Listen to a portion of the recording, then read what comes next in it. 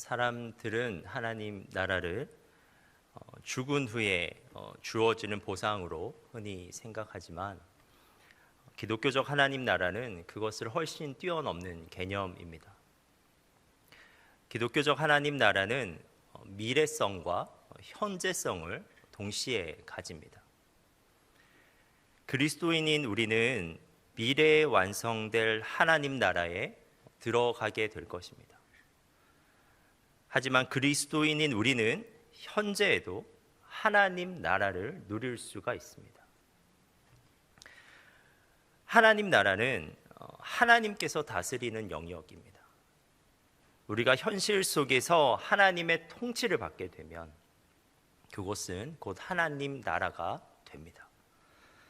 하나님의 통치를 받는 우리의 인격 안에서, 하나님의 통치를 받는 우리의 공동체 안에서 우리는 이미 시작된 하나님 나라를 경험할 수 있습니다. 중요한 것은 하나님께서 다스리게 하는 겁니다. 우리의 현실 속에서 하나님의 뜻에 순종하는 것입니다. 오늘 본문은 하나님 나라에 대한 예수님의 비유 말씀입니다. 예수님께서는 두 가지 비유로 하나님 나라에 대해서 가르치고 계십니다. 하나는 자라나는 씨앗 비유이고 또 하나는 겨자씨 비유입니다. 먼저 자라나는 씨앗 비유를 함께 살펴보도록 하겠습니다. 우리 26절부터 29절인데요. 우리가 한 목소리로 한번 읽어보도록 하겠습니다. 또 이르시되 하나님의 나라는 사람이 씨를 땅에 뿌림과 같으니 그가 밤낮 자고 깨고 하는 중에 씨가 나서 자라되 어떻게 그리 되는지를 알지 못하느니라. 땅이 스스로 열매를 맺되 처음에는 싹이요 다음에는 이삭이요 그 다음에는 이삭의 축실한 곡식이라. 열매가 잊으면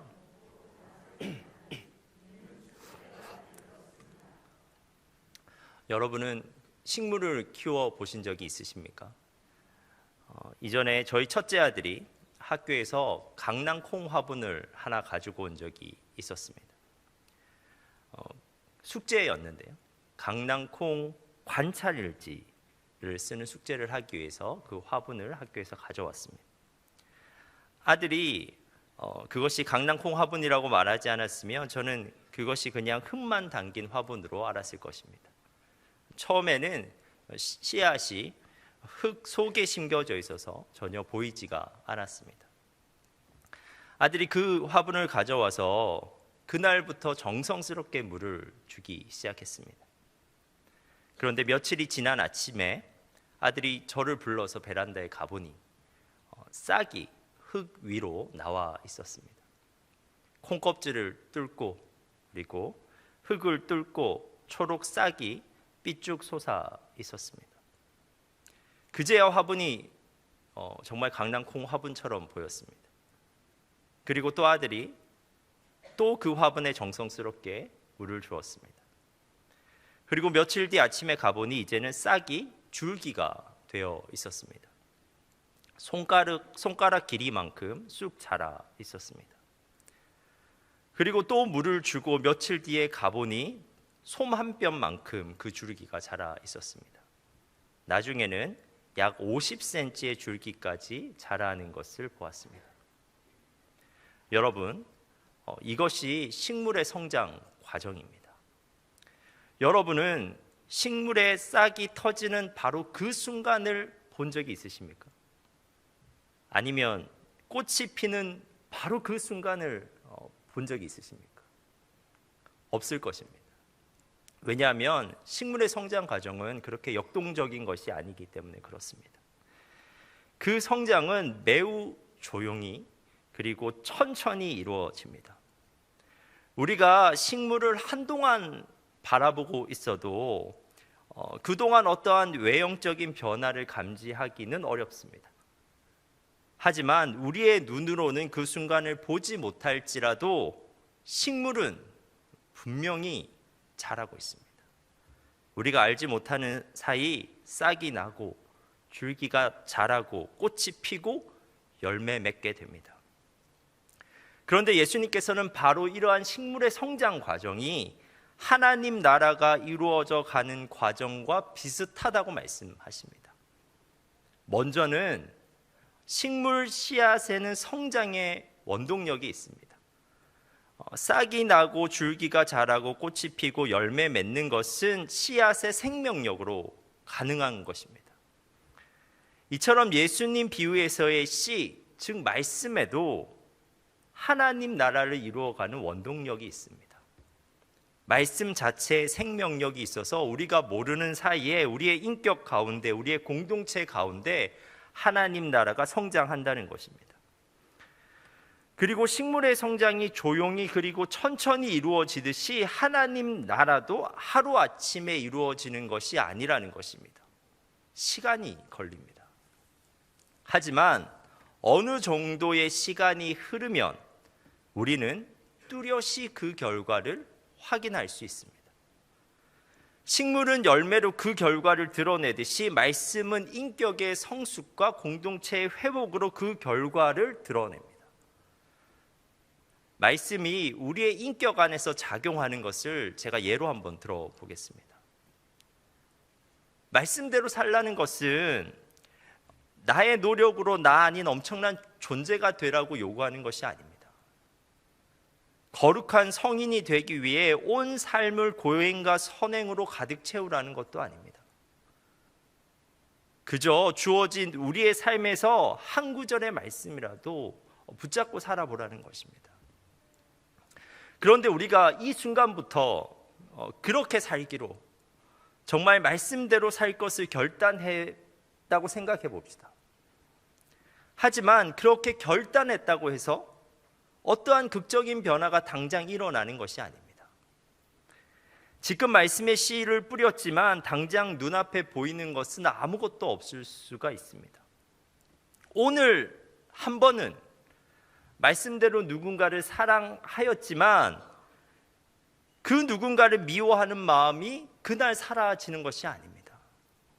오늘 한 번은 말씀대로 그 죄악의 행위를 한번 참아냈지만 그 죄악을 즐기고자 하는 마음이 그날 바로 사라지지는 않습니다. 여전히 인격의 많은 부분이 죄의 세력에 사로잡혀 있습니다. 하지만 말씀대로 살아가는 삶이 지속되면, 그러한 삶이 하루하루 누적되면 그의 인격 안에서 하나님의 통치 영역은 넓어집니다. 하나님 나라는 그의 인격 안에서 성장하게 되어 있습니다. 여러분, 우리는 분명 하나님 나라의 성장 과정을 확인할 수가 있습니다. 어느 고정된 한 시점에는 감지되지 않지만 어느 일정 기간을 두고 보면 감지가 됩니다. 말씀대로 살기로 결단한 그날에는 어떠한 변화도 감지되기 어렵지만 말씀대로 살아간 1년을 돌아보면 분명히 감지가 됩니다. 며칠 뒤 강낭콩 줄기가 쑥 자라 있는 것처럼 여러분의 인격 안에 하나님 나라가 부쩍 성장해 있는 것입니다. 말씀대로 살 때 성령께서 역사하십니다. 말씀의 생명력이 우리의 인격 안에 작용하는 것입니다. 우리 혼자 발버둥 치면서 사는 것이 아니라 성령께서 우리를 도와주십니다. 우리가 말씀에 순종하면 성령께서는 그렇게 사는 삶이 올바른 삶이라고 우리에게 확신을 주십니다. 우리가 말씀에 순종하면 성령께서는 하나님과 친밀해지는 그 내밀한 기쁨을 우리에게 주십니다. 우리가 말씀에 순종하면 성령께서는 또 다른 말씀에 순종할 수 있는 용기를 허락해 주십니다. 말씀대로 살수록, 말씀대로 살아가는 그 하루하루가 누적될수록 우리는 성령으로 충만해집니다. 죄의 세력이 다스리고 있었던 인격의 영역들이 성령으로 인해서 하나님이 다스리시는 영역으로 서서히 변해가는 것입니다. 죄로 인해 왜곡된 우리의 자아가 비워지고 하나님이 원래 부여하셨던 성품으로 회복되어 가는 것입니다. 사랑하는 성도 여러분, 저는 오늘 말씀에 근거하여 여러분에게 권면합니다. 저는 여러분이 구획된 시간 가운데 2024년 한 해 동안 정말 결단하고 말씀의 씨앗을 여러분의 인격 가운데, 여러분의 공동체 가운데 뿌려볼 것을 권면합니다. 설교를 통해 들려오는 하나님의 뜻이 있다면, 수레바퀴 삶을 통해서 깨닫게 되는 하나님의 뜻이 있다면 그 뜻에 순종하여 하루하루를 살아가는 것입니다. 오늘 하루 그 한 말씀 붙잡고 치열하게 살아보는 것입니다. 그런데 우리가 그러한 하루하루가 누적된 1년을 살아낸다면 올 한 해의 끝에서 우리는 우리의 인격 가운데 부쩍 성장해 있는 하나님 나라를 분명히 확인할 수 있고 분명히 경험할 수가 있습니다. 여러분, 마지막 날 하나님의 나라가 완성되는 그날 하나님께서 그리스도인 우리에게 찾으시는 것이 무엇이겠습니까? 그날 하나님께서 우리가 얼마의 재산을 모았는지 물어보시겠습니까? 그날 하나님께서 우리가 올라간 사회적 지위를 물어보시겠습니까? 하나님께서 찾으시는 것은 말씀에 순종하여 우리의 인격 가운데 맺힌 성령의 열매가 아니겠습니까?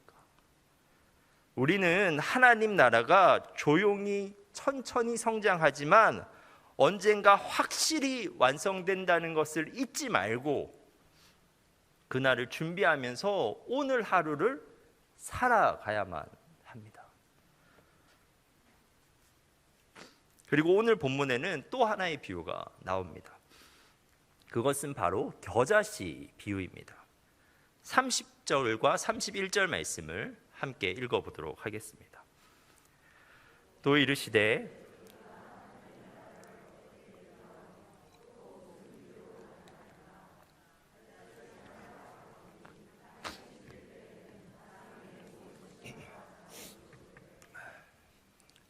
이 구절에서 예수님께서는 하나님 나라를 겨자씨에 비유하십니다. 겨자씨는 아주 작습니다.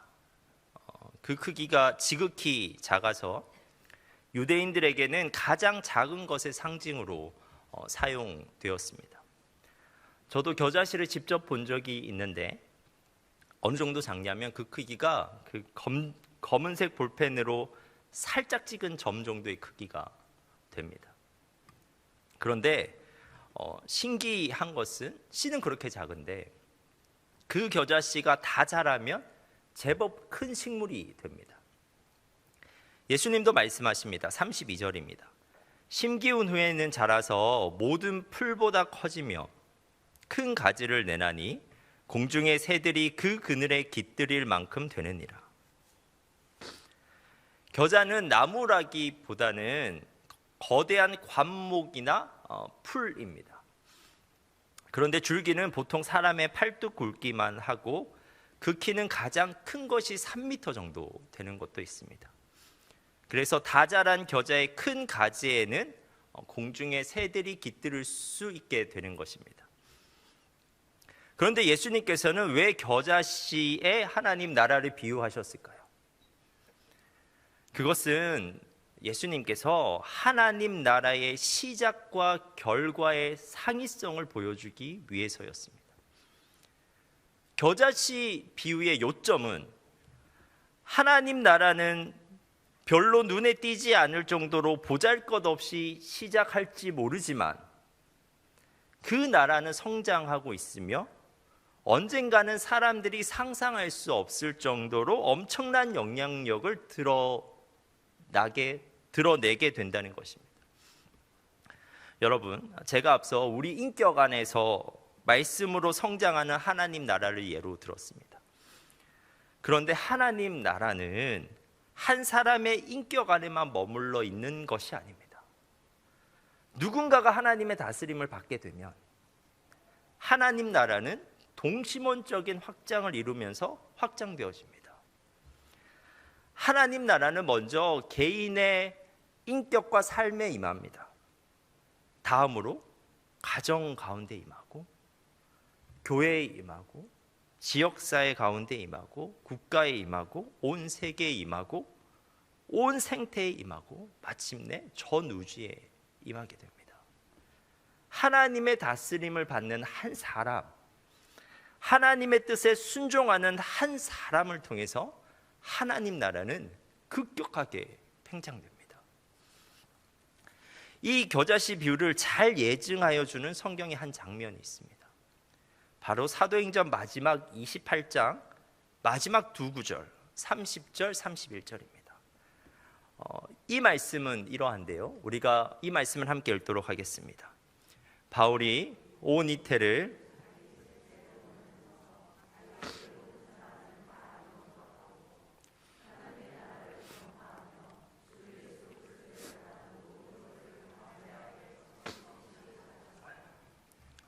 이 장면에서 바울은 로마에서 감금 생활을 하고 있습니다.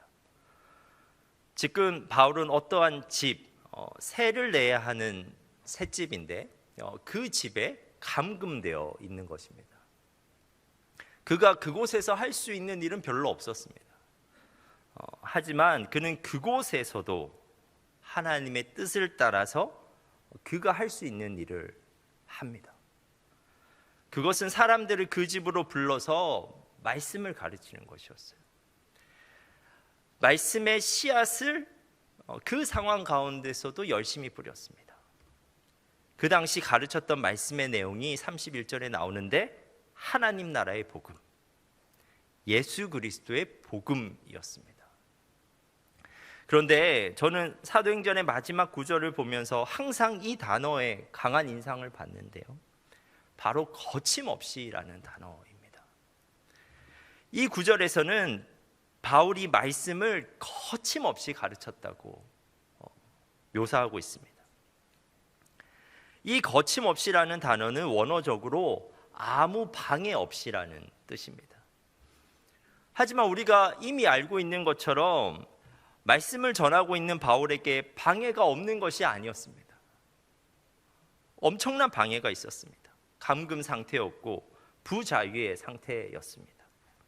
하지만 그 어떠한 방해를 뛰어넘어 어떻게 해서든지 자신에게 주어진 그 하나님의 뜻을 감당하고자 말씀을 전하고자 하는 의지가 거침없이라는 단어에 담겨 있는 것입니다.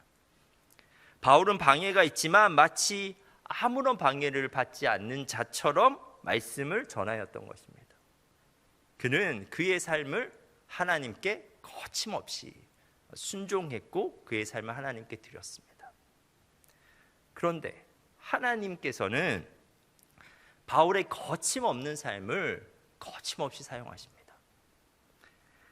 어떤 세속 역사가도 바울의 로마 입성과 셋집에서 진행되었던 성경 공부에 세계사적 의미를 부여하지 않습니다.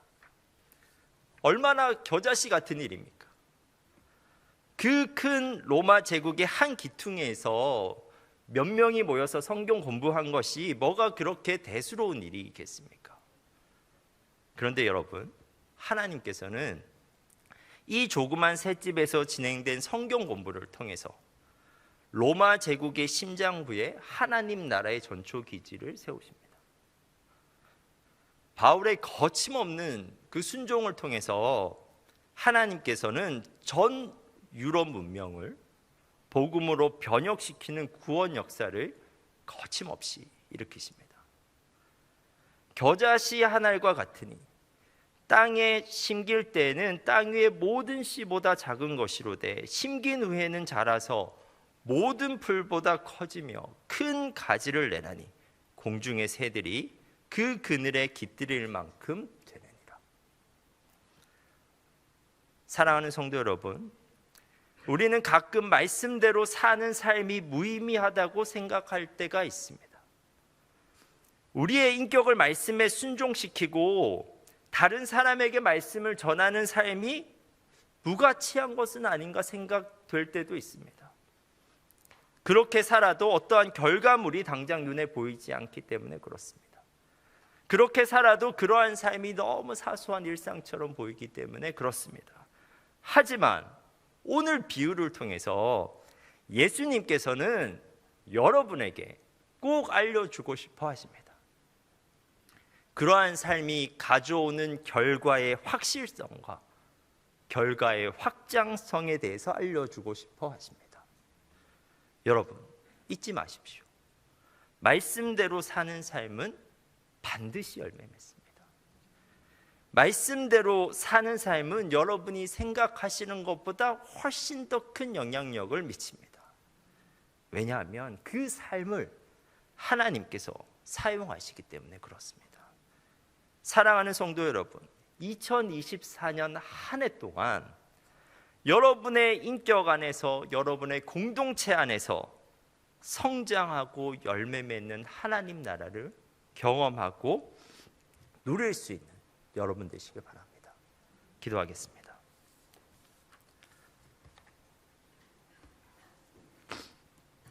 하나님, 씨가 너무 작아 보여도, 열매가 당장 눈에 보이지 않아도 말씀의 씨를 뿌리며 살아가게 하옵소서. 말씀대로 살아가는 삶을 살아가게 하옵소서. 그래서 조용하고 느리지만 확실하게 성장하고 완성되는 하나님 나라를 우리가 누리게 하옵소서. 예수님의 이름으로 기도합니다.